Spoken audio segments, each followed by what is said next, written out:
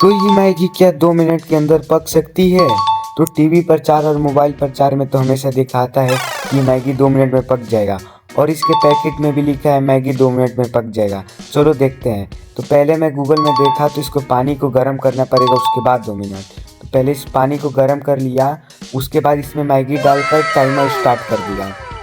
चलो देखते हैं क्या मैगी 2 मिनट में कैसा बनता है। तो स्टार्ट चुका है अब, और 50 सेकेंड हो गया। तो कुछ ऐसा है मैगी, अभी थोड़ा थोड़ा पक रहा है। फिर 1 मिनट 30 सेकेंड पे इसमें मसाला डाल दिया मैं। मैगी मसाला जूस के साथ मिलता है। और फिर 2 मिनट कंप्लीट होने वाला है, देखते हैं क्या ऐसा लगेगा। 2 मिनट कंप्लीट हो गया, अब इसको टेस्ट करके देखते हैं। तो मैगी बन के तैयार हो गया। क्या टेस्ट में मैगी जैसा लगेगा? चलो टेस्ट करके पहले बताता हूँ मैं।